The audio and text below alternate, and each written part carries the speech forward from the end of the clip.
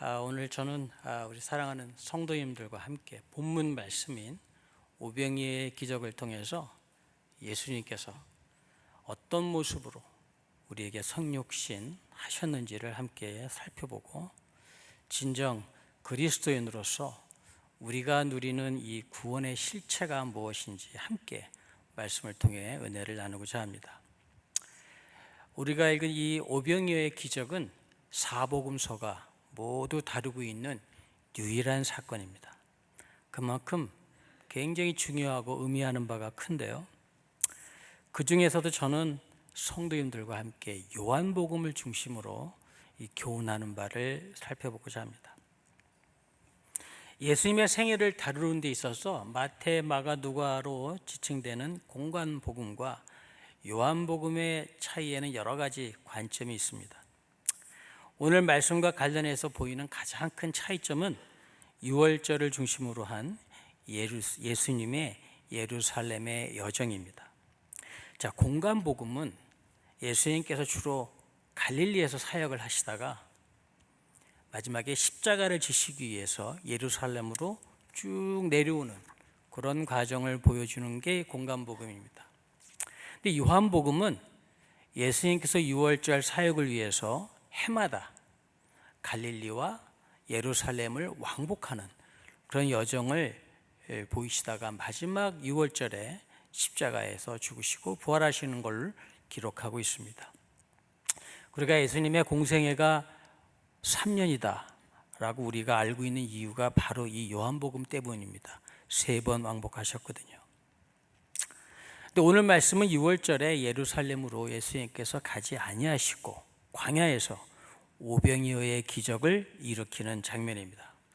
처음 예루살렘을 방문했을 때는 유월절에서 성전을 정리하고 청소하시면서 자기가 곧 허물어질 성전으로 말씀하시면서 십자가에서 죽으실 것을 예고하셨는데요, 이번 유월절에는 예루살렘으로 내려가지 아니하시고 갈릴리에서 오병이어의 기적을 왜 일으켰을까? 제가 오늘 3가지를 중심으로 받은 은혜를 성도님들과 함께 나누고자 합니다. 전하는 저나 성도님들에게 성령님의 감동하심이 함께 임하시길 주님의 이름으로 간절히 소원합니다. 첫째는 유월절의 오병이어입니다. 지금으로부터 약 3,500년 전에 우리 이스라엘 백성은 애굽에서 나와서 젖과 꿀이 흐르는 약속의 땅 가나안으로 향하게 되죠.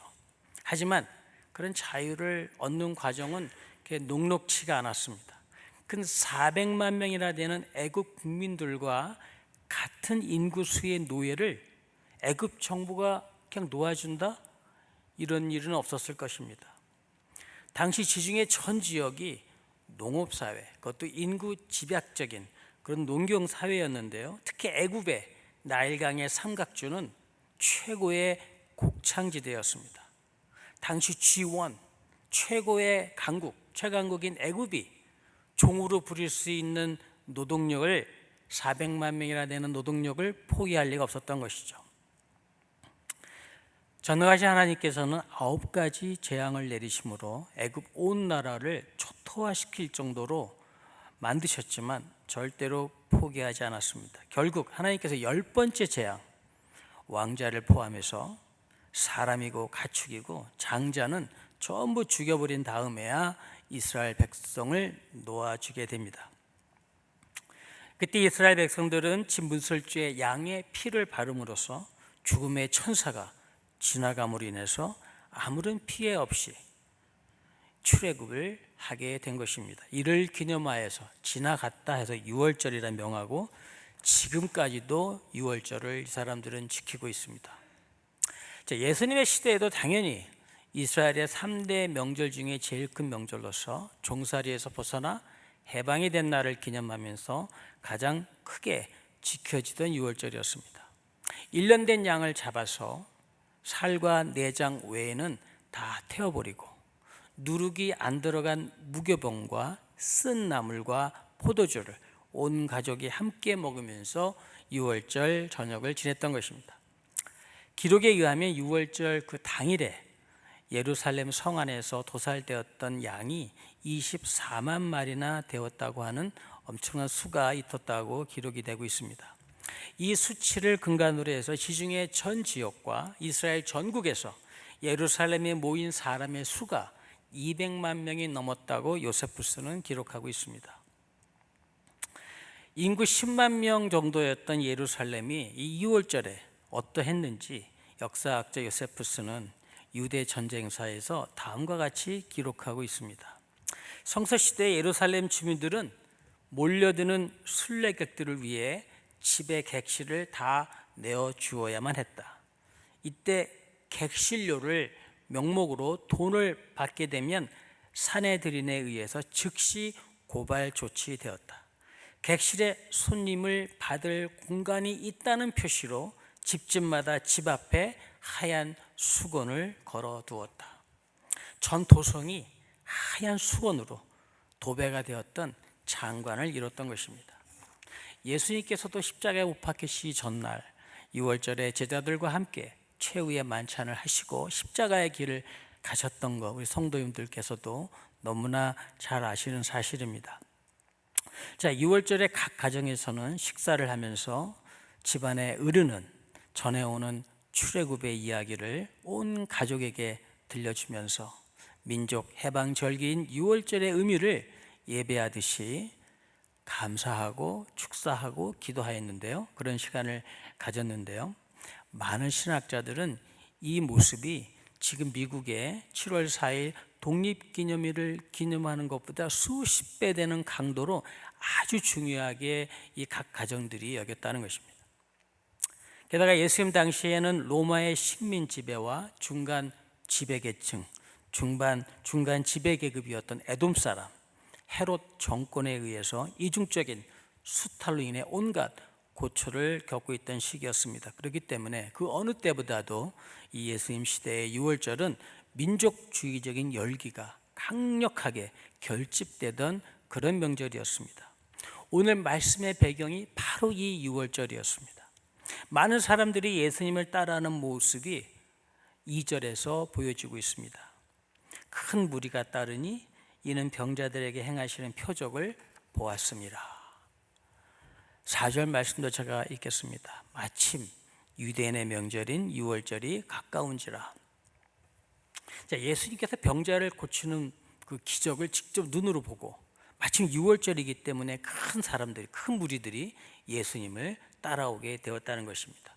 1절을 보면 예수님께서 디베라 갈릴리 바다 건너편으로 배를 타고 가시는 장면이 나옵니다. 이 디베라는 갈릴리 바다의 남서쪽에 있는 항구 도시 이름입니다.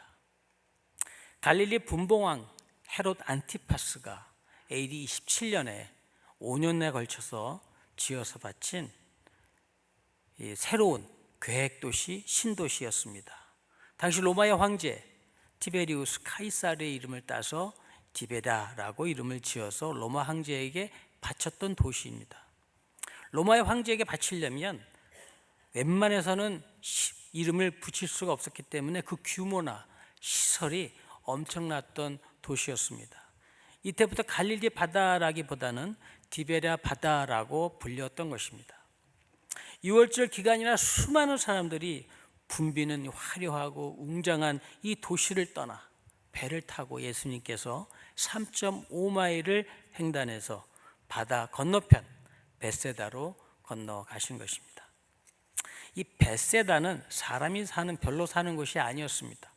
지금은 골란고원이라고稱하죠. 지금의 골란고원이 시작되는 곳으로 산악지대고 목초지대고 또한 광야, 즉 빈들이었습니다.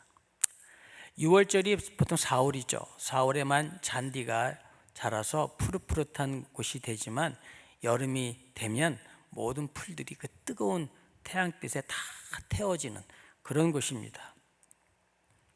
6월절에 예수님께서는 그 황량한 그곳 벳세다 지역, 사람이 별로 살지 않는 지역, 왜 그것으로 제자들과 함께 갔던 것일까요?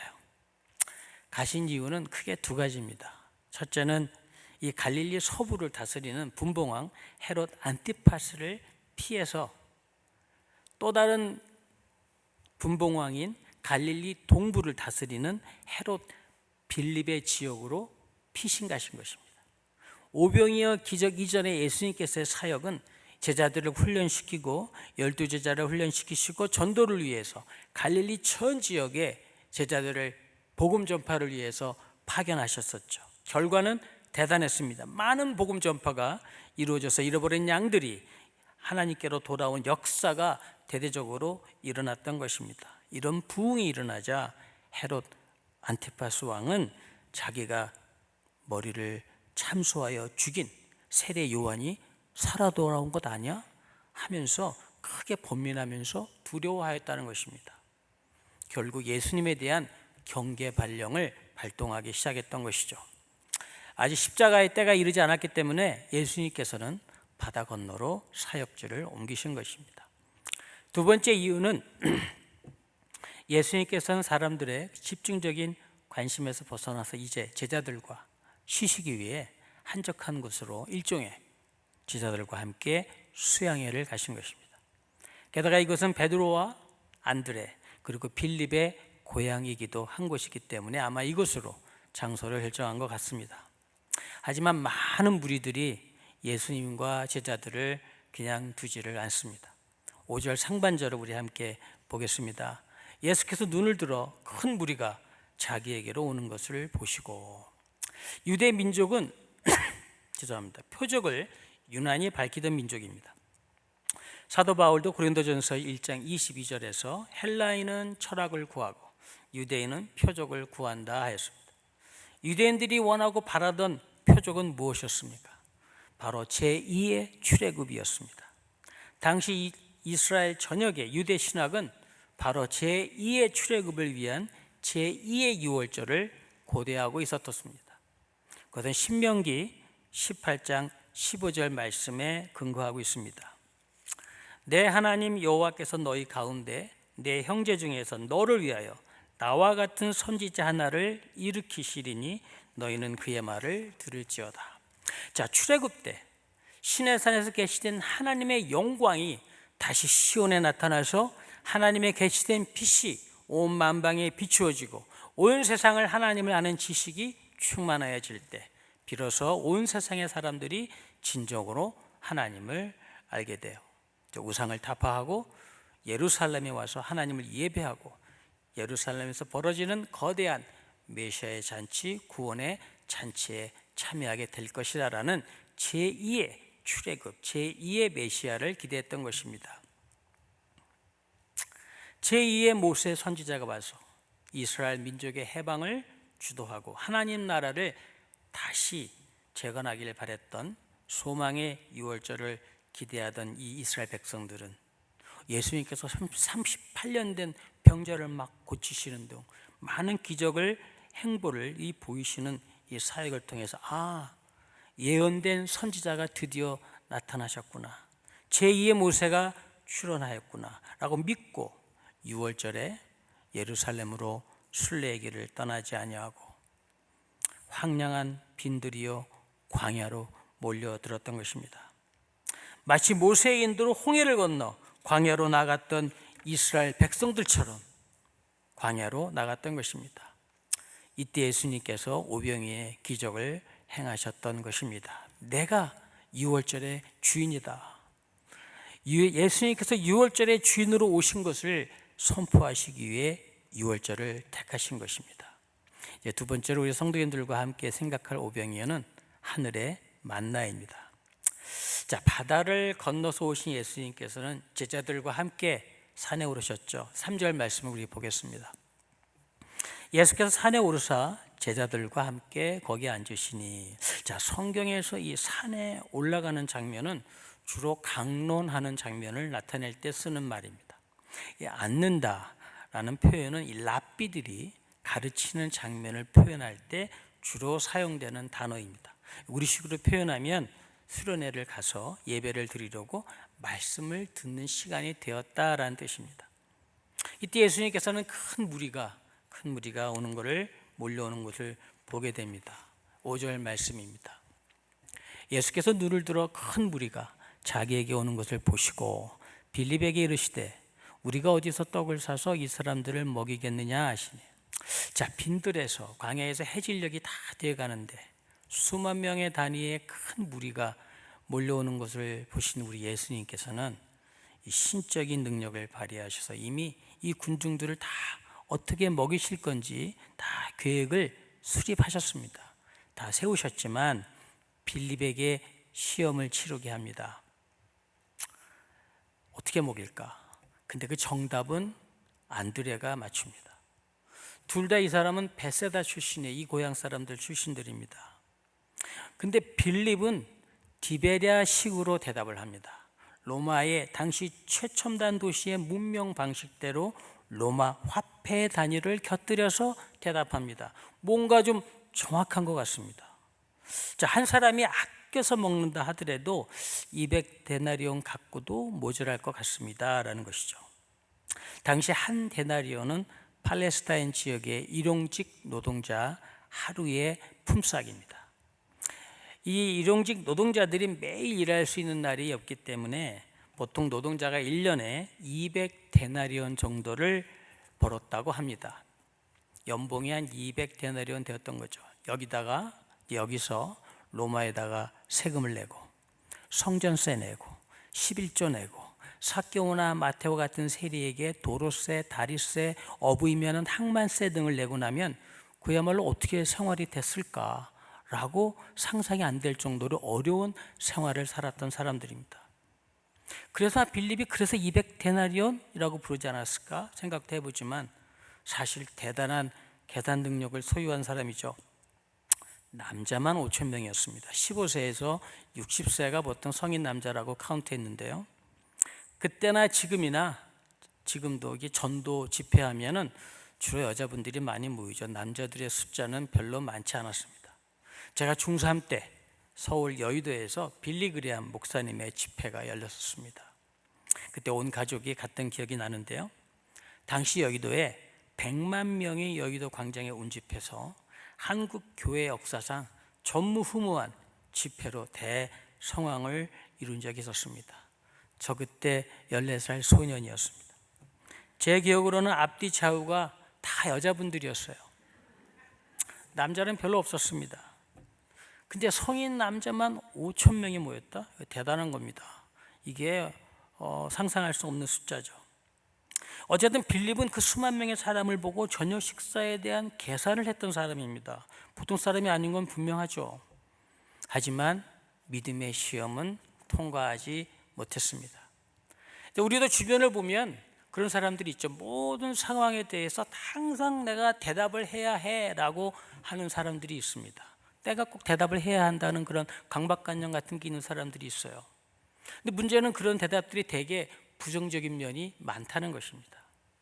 반면에 안드레는 보리떡 5조각과 물고기 2조각을 도시락을 가지고 온 소년을 예수님께로 데리고 온 사람입니다. 이 데리고 오는 거, 인도하는 게 마치 안드레의 전문 분야 같습니다. 안드레는 예수님의 최초의 제자였죠. 그리고 그 형제 시몬 베드로를 예수님께로 인도한 사람입니다. 성경에 자주 등장해서 큰 역할을 감당했던 사람은 아니지만 요한복음 12장에도 보면 많은 헬라 사람들을 예수님께로 인도한 사람 역시 안드레였습니다. 이 안드레는 예수님의 믿음의 시험을 통과했습니다. 예수님의 생명의 양식이라는 믿음의 시험을 통과했던 것이죠. 안드레는 빌립처럼 대답을 하려고 했던 사람이 아닙니다. 대답을 가지고 온 사람이 아니었습니다. 어찌 보면 주님 앞에 대책 없이 나온 사람이었습니다. 그렇지만 주님께서 해결해 주실 것이라는 믿음을 가지고 나왔던 것입니다. 마치 히스기야 왕의 믿음을 보는 것 같습니다. 사네립의 군대가 예루살렘을 포위하고 다 죽이겠다고 최후 통첩의 편지를 보냈을 때 히스기야 왕은 작전 회의를 하지 않았습니다. 성을 지키겠다는 수성 계획도 세우지 않았습니다. 편지를 들고 성전에 올라가서 하나님 앞에 엎드렸던 것입니다. 자, 안드레는 대책 없어 보이지만 믿음으로 예수님 앞에 사람을 데리고 갔던 것입니다. 자, 믿음의 열매는 항상 풍성하죠. 광야로 몰려든 사람들은 고작 보리떡 5개와 물고기 2마리로 전부 충분히 먹이고 12바구니가 남는 풍성함이 임했습니다. 자, 한글 성경은 보리떡 5개, 물고기 2마리로 번역을 했는데, 이 직역하면 보리떡 5조각과 물고기 2토막이 정확한 표현입니다. 자, 보리떡은 극빈 계층의 사람들이 먹는 값싼 음식입니다. 천대받는 음식이었습니다. 가늠한 여인이 성전에 나와 제사를 드릴 때 바쳤던 음식이 바로 보리떡입니다. 죄인들이 먹는 음식입니다. 나는 죄인입니다 할 때 쓰는 제사용 음식이 보리떡입니다.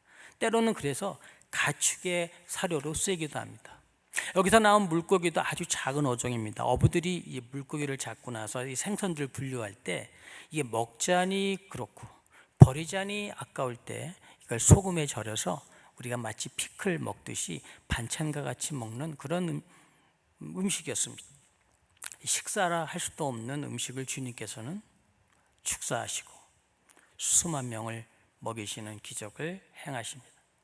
이때 사람들은 광야에 있는 백성들에게 마치 하늘에서 만나가 내리는 듯한 생각을 하게 만들었습니다.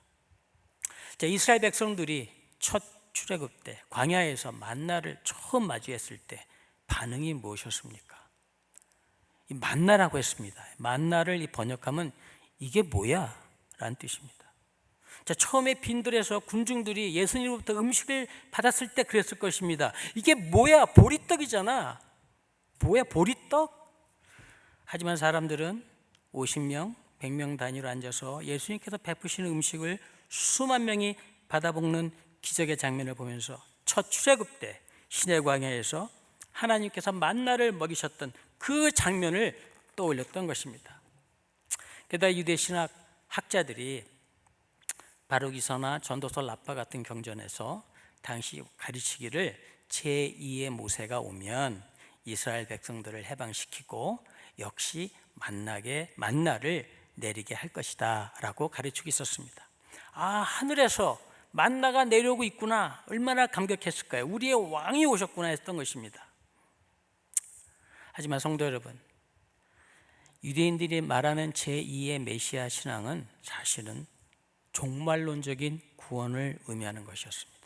태초에 창조하신 하나님의 낙원이, 하나님의 에덴이 종말에 완성되는 것을 의미하는 구원을 뜻하는 것이었습니다. 근데 유대인들은 곡해했죠. 왜? 우리는 구원을 미리 다 받은 백성인데, 하나님의 선택된 백성인데, 민족인데 따로 구원을 받을 필요가 없다라고 생각했던 것입니다.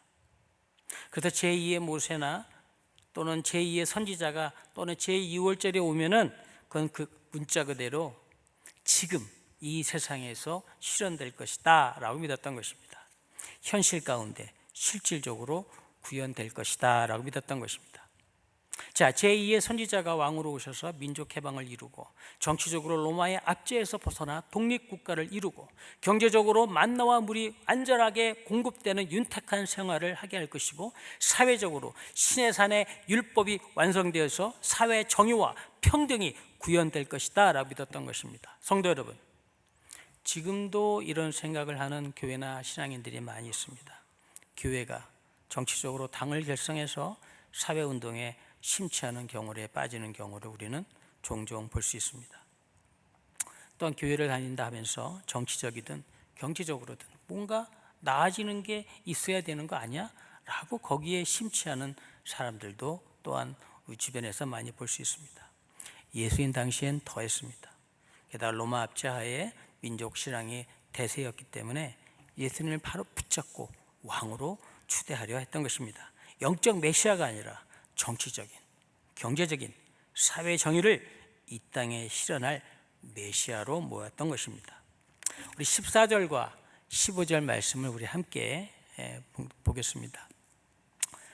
그 사람들이 예수께서 행하신 이 표적을 보고 말하되 이는 참으로 세상에 오실 그 선지자라 하더라. 그러므로 예수께서 그들이 와서 자기를 억지로 붙들어 임금으로 삼으려는 줄 아시고 다시 혼자 산으로 떠나가시니라.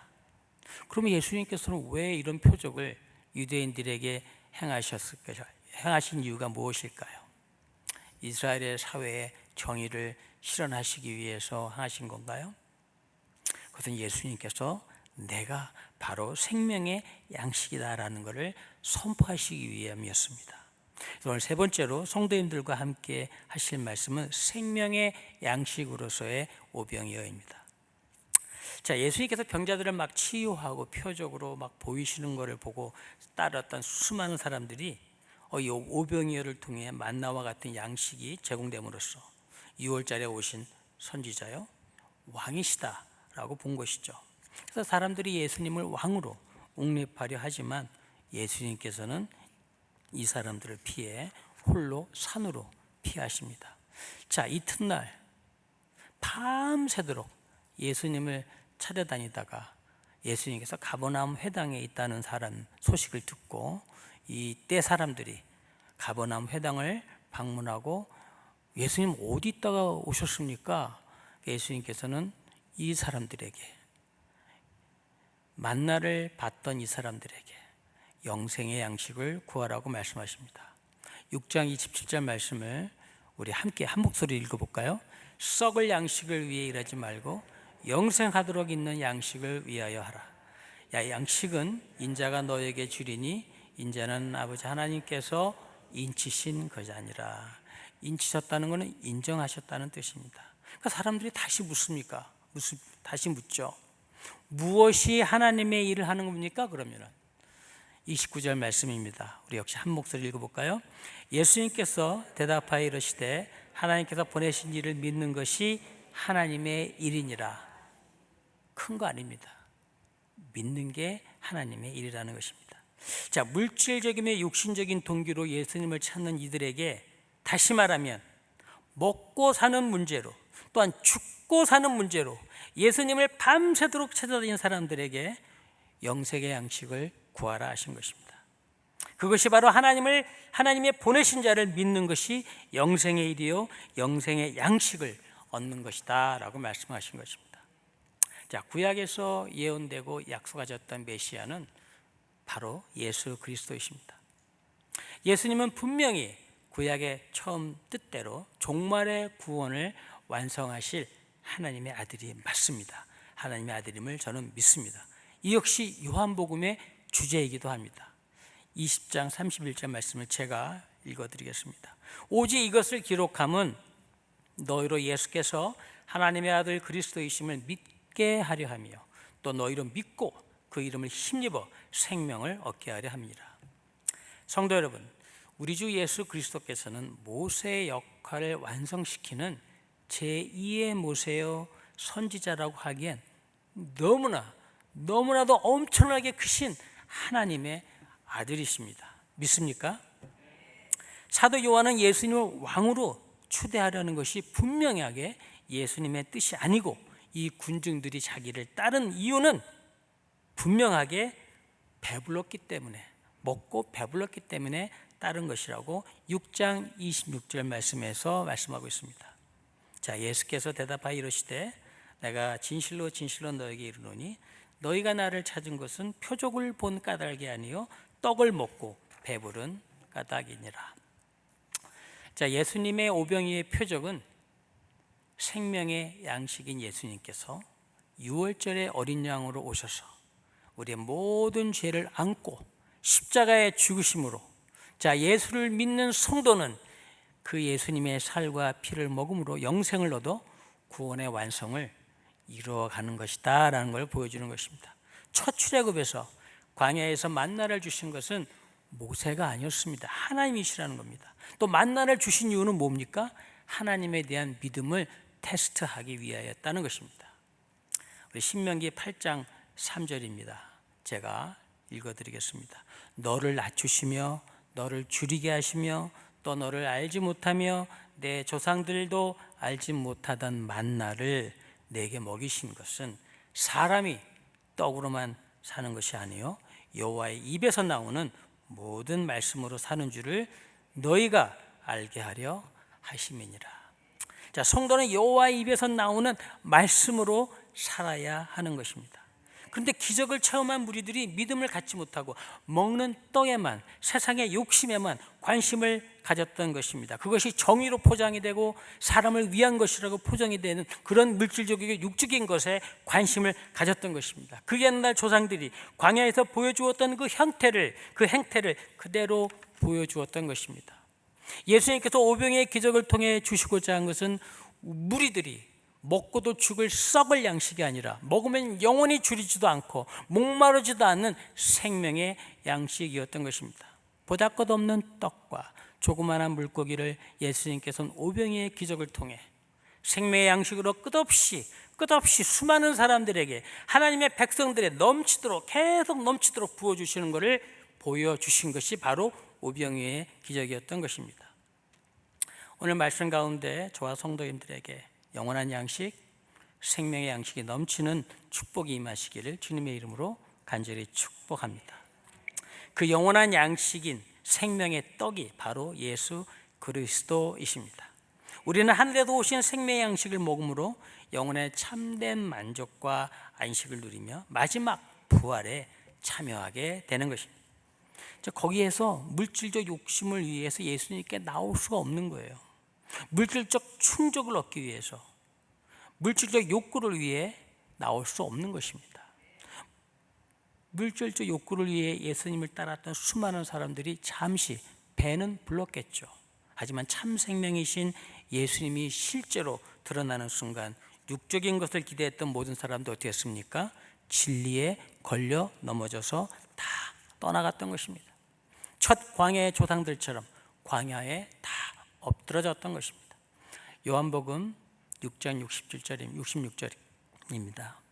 자, 그때부터 그의 제자 중에서 많은 사람이 떠나가고 다시 그와 함께 다니지 아니하더라. 자, 오병이의 기적을 보며 따랐던 수많은 군중들이 다 떠나가 버린 것입니다. 예수님께서 남아있던 12 제자들에게도 묻습니다. 67절입니다. 우리 함께 읽을까요? 예수께서 12 제자에게 이르시되 너희도 가려느냐? 시몬 베드로가 대답하되 주여 영생의 말씀이 주께 있사오니 우리가 누구에게 가오리까? 베드로는 고백했습니다. 생명의 양식이 바로 예수 그리스도이심을 고백한 것입니다. 참 생명의 양식인 예수 그리스도를 베드로처럼 고백하시는 성도님들 다 되시기를 주님의 이름으로 간절히 축복합니다.